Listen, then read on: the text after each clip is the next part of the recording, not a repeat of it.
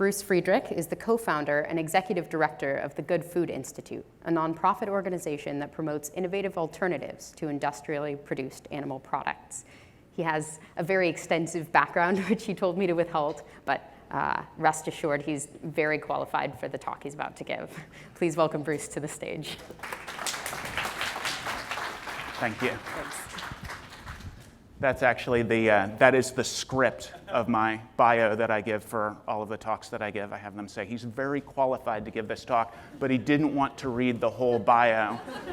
So it makes me appear humble when I'm very much not. This is kind of apropos nothing, but did people hear that Bill Gates bought the Seattle Times this morning? Yeah, he buys it every morning.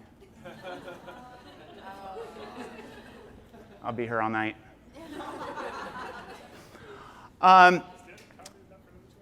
Sorry? Stand-up comedy's not for another 2 hours.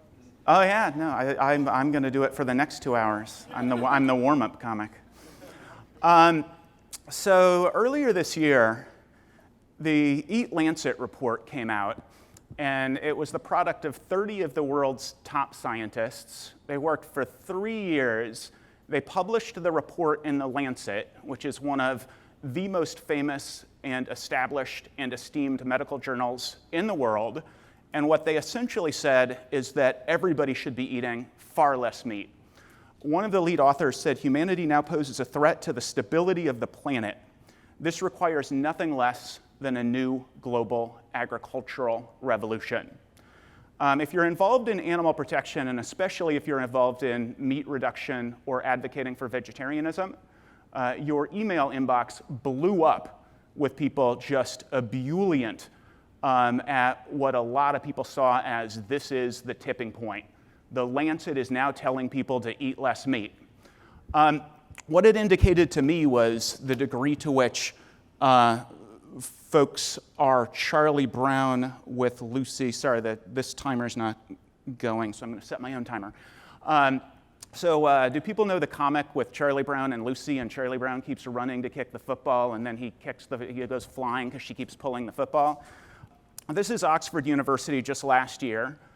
Huge reduction in meat eating essential to avoid climate change. This is Bioscience Journal the year before, dire warning to humanity over the health of the planet. This is the National Academy of Sciences 2016, the profound planetary consequences of eating less meat. And I adopted a vegan diet in 1987 after I read a book that was 20 years old at that point called Diet for a Small Planet, which is swiftly approaching its 50th year. I started working at People for the Ethical Treatment of Animals in 1996. In 1996, at PETA, we were declaring that the world was going to be vegan in 20 years because you basically just needed to apply the multiplier. All of us get 5 people in the next year. All of those folks get 5 people in the next year. All of those folks get 5 people in the next year. And boom, you've got global veganism in a couple of decades. And that was what we believed to be true in 1996. And it has been year after year after year after year of educating people about the dire instability of raising crops, feeding them to animals so that we can eat animals, and all of the adverse environmental consequences of that. There is another issue that at the Good Food Institute we've started to talk about a lot more, which is maybe equally dire, and that is antibiotic-resistant superbugs. How many people here feel well-versed in antibiotic-resistant superbugs and the link to farm animal production? Okay, a fair number of people. This is actually the UK government just 2 years ago released a report, and they said the threat to the human race from antibiotic-resistant superbugs is greater than the threat to the human race from climate change. And basically what's happening is the pharmaceuticals are producing massive amounts of antibiotics, and more than 70% of them are fed to farm animals. So basically to allow the animals to live through conditions that are so disgusting that they would otherwise die. Then what happens is the bacteria figure out how to mutate, and they become superbugs to get around the bacteria in the farm animals, and then you get sick and or you skin your knee or whatever happens, and the antibiotics that are supposed to make you better, that are supposed to treat the infection, don't work. So Margaret Chan, the former Director General of the World Health Organization, said a post-antibiotic era means, in effect, an end to modern medicine as we know it. Things as common as strep throat or a child's scratched knee could again kill. So you want to scare, Google the end of working antibiotics. You want a really big scare, tack the word China onto the end of working antibiotics. So this should be something that will sort of freak people out, right? People should be willing to eat less meat or no meat as a result of this problem. And in fact, Chatham House, which is the foremost think tank in Europe, the Royal Institute of International Affairs, they released a report, I guess 3 years ago now, about the degree to which the climate impact of meat is under-resourced and people don't think enough about it. And they said literally that it is a scientific impossibility that the governments of the world will meet their obligations under the Paris Climate Agreement unless meat consumption goes down. So it literally can't happen that any of the governments meet their obligations under Paris to keep climate change under 2 degrees Celsius by 2050 unless meat production goes down. And their prescription was education. Flashback, 3 minutes in this presentation, education has been happening, and yet people are not changing their diets. China, a couple of years ago, decided that they are going to cut their meat consumption by educating their population about the adverse climate impact of meat. They're going to cut their meat consumption in half by 2030. What do you think's happened to per capita meat consumption in China over the last few years? Yeah, it's skyrocketing, absolutely. This is what meat production looks like from 1961 to 2017. 1961, I think, was, I guess that was like maybe 10 years before Diet for a Small Planet. But since Diet for a Small Planet, according to the cover, revolutionized the way people eat by advocating that people eat less meat, meat production has skyrocketed. People know, and yet there's something about our physiology or our psychology, or maybe it's emotion, I don't really know, but the wealthier people get, the more meat they want to eat. According to the United Nations, we're going to need to produce 70 to 100% more meat by 2050. So then the question is, what's the solution? At the Good Food Institute, we think we have the solution. Instead of growing massive amounts of crops and feeding those crops to farm animals so that we can eat farm animals, let's grow those crops and let's biomimic meat with plants. So let's turn the crops directly into plant-based meat. And then for actual animal meat, instead of growing crops, feeding them to animals, let's grow those crops, let's grow the cells directly rather than growing the cells in live animals. So let's create cell-based meat. And this is what cell-based meat looks like at scale. It's your friendly neighborhood meat brewery. Why do we think it's going to work? Meat production is an extraordinarily inefficient process.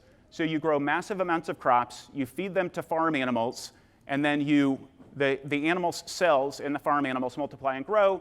You ship those animals to slaughterhouses, you operate slaughterhouses. Just the growing the crops to feed the crops to farm animals, it takes 9 calories in the form of crops to get 1 calorie back out in the form of chicken. And chicken is the most efficient meat at turning crops into meat. But it's not just the inefficiency of turning the crops into meat. Now you're growing the crops and you're shipping them to a feed mill, and you're operating the feed mill. Then you're shipping the feed to the factory farm, and you're operating the factory farm. Then you're shipping the animals to the slaughterhouse, and you're operating the slaughterhouse.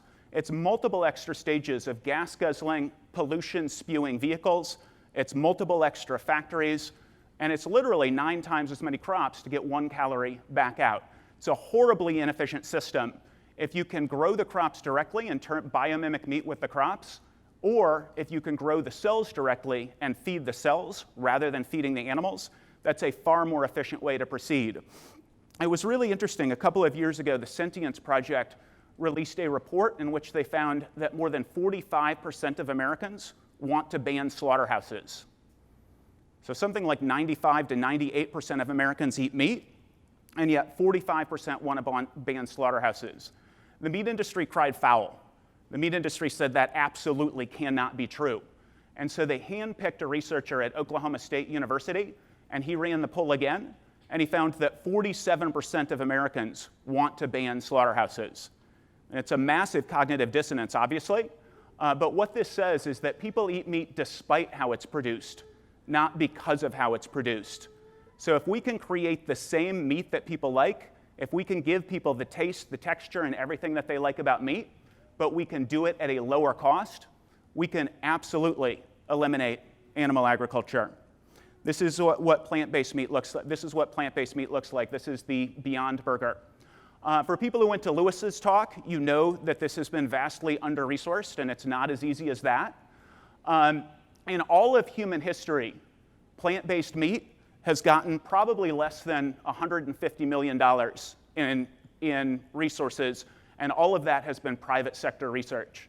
So up until Beyond Meat was founded in 2009, plant-based meat was essentially, let's take the waste product of the soy oil industry, so the protein that was the byproduct of soy oil, or let's take the waste product of carbohydrates for bread and noodles, so the protein from the carbohydrates, let's squish that together and let's force vegetarians to eat it. That was essentially plant-based nuggets and plant-based burgers up until Ethan Brown came along. And you can create probably $1 billion industry, maybe a $3 or $4 billion industry if you are proceeding in that way. But what you can't do is compete with the entire meat industry. So Ethan Brown came along in 2009, and he said, wait a minute, our goal is not to be a $1 billion industry. Our goal is not to compete for the consumer dollars of vegetarians and vegans and flexitarians. Our goal is to biomimic meat with plants and to disrupt the entire meat industry. And that was a very new way of thinking about things. That way of thinking about things is really brand new. So think about the fact that it takes roughly $1 billion to bring a drug to market, and then think about how many resources have gone into creating plant-based meat. Impossible Foods said that they've spent almost $100 million on R&D. Beyond Meat has probably spent south of $50 million on R&D. And as far as we know, those are the two companies that are really focused on the idea of biomimicking meat with plants. It is a drop in the proverbial bucket. And it's all private sector. It's all protected by IP, so Impossible's probably doing a lot of the same things that Beyond are doing. I mean, both of those companies, Impossible is using soy, and Beyond is using pea. There is a long list of crops that might work very well for plant-based meat R&D. And then cell-based meat, growing meat directly from cells. In all of human history, less than $75 million has gone into figuring out how we grow meat directly from cells. And all but about $2 million of it has been completely private sector. So it's all protected by IP. The company that's raised the most money is Memphis Meats. Memphis Meats has raised $21 million. And obviously only a fraction of that is will have gone into R&D, and all of that is private sector. So at the Good Food Institute, we had a grant program. We have a grant program, and we gave away $1 million earlier this year for open source cell-based meat research, and that doubled the amount of open source cell-based meat research of the last 20 years. So it's very nascent. Impossible Foods and Beyond Meat, these are the companies that are focused on really biomimicking meat from plants. Less than $150 million total on R&D, and again, all of it private sector. So at the Good Food Institute, we have 3 programmatic departments that are focused basically on figuring out how we can jumpstart plant-based meat and cell-based meat as an alternative to industrial animal meat. Our first department is science and technology. Before GFI came along, nobody had bothered to sort of step back and say, what do we know, what do we not know, and where should we focus to try to figure out what we didn't know that we didn't even know. So the first thing our science and technology department did was started writing papers and figuring out, this is the roadmap to figure out the things that we need to figure out. We're doing that both in the private sector and in the public sector, so we have helped startups to be successful. We have educated venture capitalists about investing in this space, and then we've also been doing a lot of work on the public sector side. We also just hired a couple of university inspiration specialists. So we have identified what we consider to be the top dozen schools in the US for plant-based meat, the top dozen for cell-based meat, the top 10 globally for plant-based meat, the top 10 globally for cell-based meat, and our university inspiration specialists will be reaching out and working on these campuses to organize events. And basically, if somebody is a cell biologist and maybe they were going to go into therapeutics, or somebody was a plant biologist and maybe they were going to go into drought resistance, we want to educate people about the ability to use their talents for plant-based meat and cell-based meat R&D. Our corporate engagement department has been a lot more successful than we would have expected at engaging sort of the big meat industry and the big food, as well as the cell tissue for therapeutics companies, and getting excited about plant-based meat and cell-based meat as the future of meat. So we actually have very good relationships with JBS, which is the largest meat company in the world, with Tyson Foods, which is the #2 meat company in the world, with Purdue Farms, with ADM, with Cargill, with sort of big food. And the idea is that we don't want to disrupt the meat industry. We want to transform the meat industry. Really useful if we can have their global supply chains, their economies of scale. I mean, they are the people who understand meat, the people who understand food. So the goal is to work with those companies. We also are doing a lot focused on educating chain restaurants and helping them to figure out what the best products are and how to market them, as well as the really large grocery chains.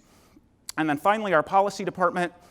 Our policy department, the #1 goal of our policy department is to free up resources for plant-based meat and cell-based meat R&D. As I mentioned, this is vastly under-resourced. It's vastly under-resourced in the private sector, and it's vastly under-resourced in the public sector.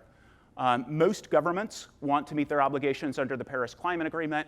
Governments care about food safety, they care about food security, they care about an array of issues where plant-based meat and cell-based meat are going to be essentially the solution or a part of the solution to the problem that they recognize that they have. So for example, the US government spends more than $2 billion per year on ag research. We would like to see some of that money go into plant-based meat and cell-based meat open source R&D. We did succeed in getting $250,000 for some crop characterization research at Washington State University, and we convinced the National Institute of Food and Agriculture to put plant-based meat and cell-based meat onto their call for proposals and to say these are the sorts of things that they would be open to funding. Our policy department has also been playing defense quite a lot recently. There have been a variety of attacks on plant-based meat and cell-based meat, mostly on the nomenclature front. So we've been fighting those battles kind of state by state. One of the things we're particularly excited about is reaching out at the state by state level and doing lobbying to, for example, get the state of Massachusetts to create a cell-based meat research center at Harvard Medical School or MIT, to get the state of California to create a plant-based meat research center at the University of California, Davis, that sort of thing. And then we're doing all of this stuff globally. So we have representatives in Brazil, India, Israel, Asia Pacific, and Europe as well. If you would like, our annual report is on our website. If you can email me if you would like to get our monthly reports, we send out about 5 to 6 pages every month of what everybody has been doing in our programmatic departments. And then the last thing I want to say is, although this is vastly under-resourced, it needs a lot more attention, it needs a lot more scientists. GFI is hiring. If you're thinking about what your next career move is, I would be delighted to chat with you. But it really can be the future of food, and it's probably the only way. It's not a done deal. If you came to Lewis's talk, I think he really underlined the degree to which we don't know for sure that this is going to work out. The product has to taste the same or better, and we're not there yet. And the products have to cost the same or less to really eliminate industrial animal agriculture. The science on it should work out, but we don't know absolutely. But I just want to mention quickly, if we are able to, for example, convince the United States government to put hundreds of millions of dollars into this, or Singapore, or China, or to get some billionaire to decide this is going to be their pet cause, this can happen pretty quickly. And there's at least one billionaire who's down with it. Bill Gates tried Beyond Meat's plant-based chicken and said, what I just tasted was not just a clever meat substitute. What I just tasted is the future of food. And I will just remind people how quickly this sort of thing can happen. If we had been having this conversation 20 years ago, most of us, if we were going to take photos, would be buying one of those cheap little disposable cameras that probably some people in here don't even know existed. But 20 years ago, they were super common, and most pictures were taken with analog film. Now, certainly way more than 99.9% of photos are taken on your iPhone or your other pocket computer. Similarly, phone calls. Probably some people have parents who have landlines, but it's still the case that 99.9% of communication is happening either via text message or via cell phone. 20 years ago, that was absolutely not true. Flashing back a little bit, in 1898, the world's first urban planning conference happened. There were 175,000 horses on the streets of New York City. They were laying down 50,000 tons of manure every single month, and this sort of thing was happening all over the world. The streets were filled with horse manure and flies and horse carcasses.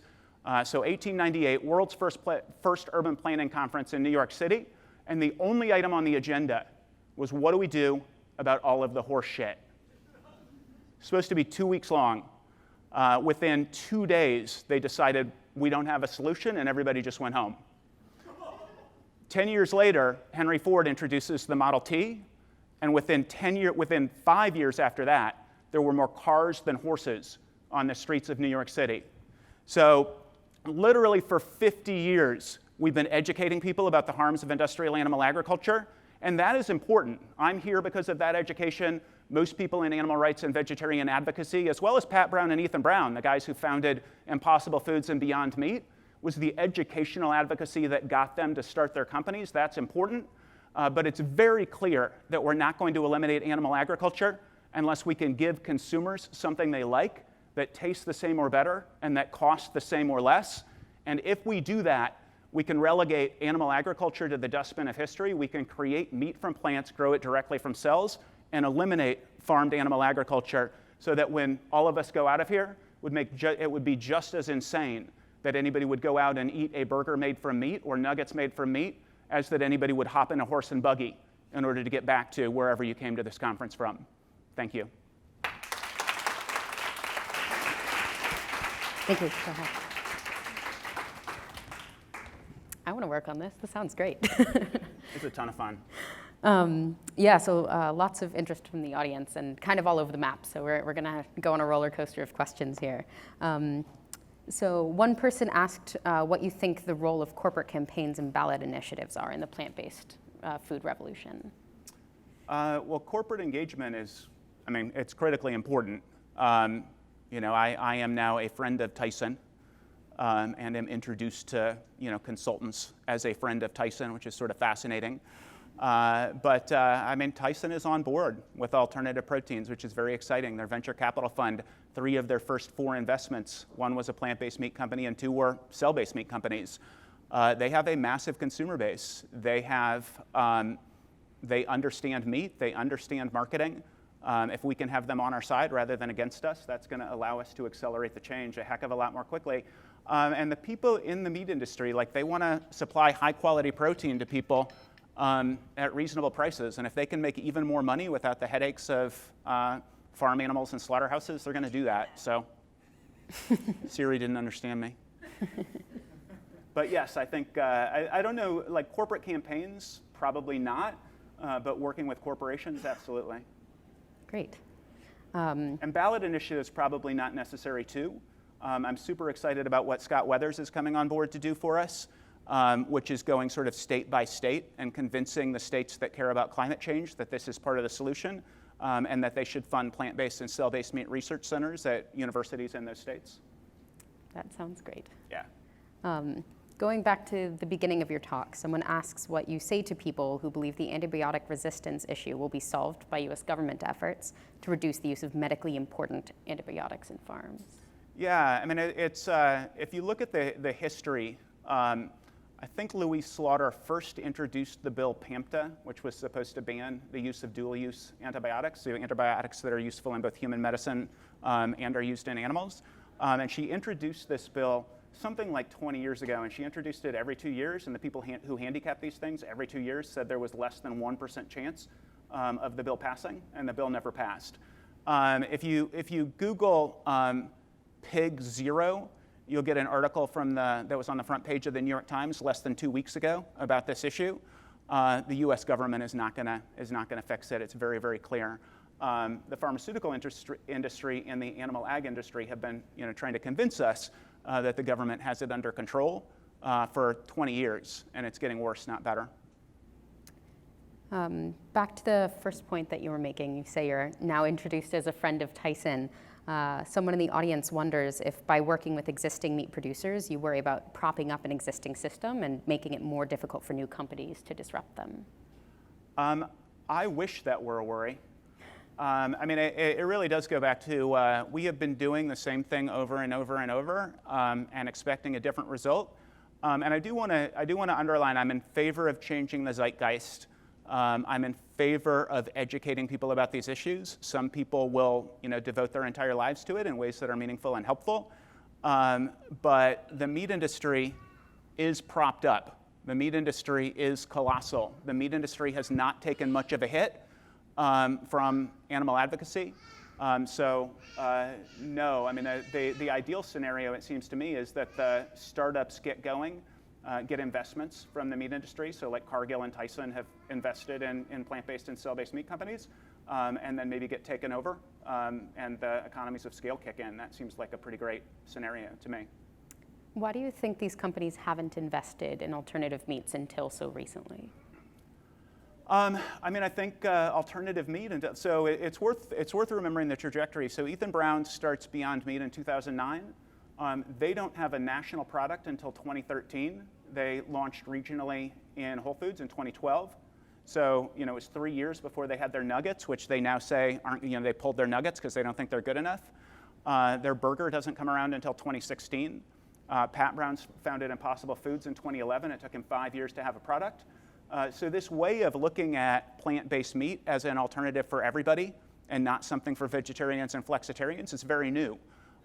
Cell-based meat, the very first company was Memphis Meats. They incorporated 3 years and 2 months ago. Now there are like 30 of these companies, but it is very brand new. And I will just underline again that the success of plant-based meat and the success of cell-based meat is still very much uncertain. It qualifies as big, bold bet. So Ethan Brown, a couple weeks ago, said he thinks it's going to be 5 years before their burger is cost competitive with industrial animal burgers. And we need to do that not just for burgers, but also for chicken. There's a backstory to that also involves just the fact that they can't scale up enough and the demand is overwhelming.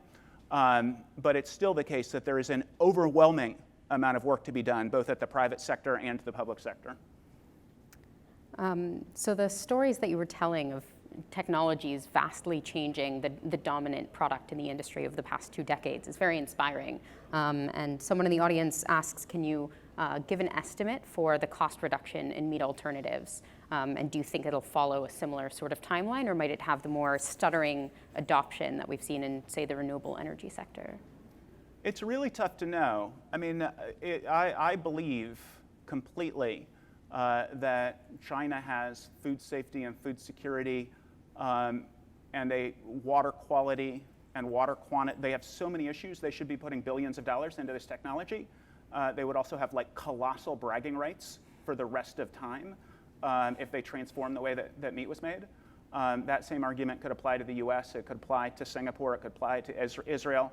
Like, this requires, at the very least, hundreds of millions of dollars, where again, and it requires public sector investment, not just private sector investment.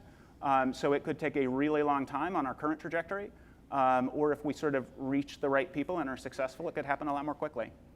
Yeah, do you have any estimate of, imagine every person in this room started working on the technology. What might that do to the timeline for development? Well, we need to start working on lobbying to get resources for the technology. So like GFI, we're starting a C4, and we'll be lobbying internationally. The key focus of our European office, our Israel, of all of our international offices, the key focus is to convince governments that they should be putting hundreds of millions of dollars into these technologies. Again, that's like really hard to make that happen, but it should happen. And if we're able to make it happen, it happens, the transformation can happen a lot more quickly.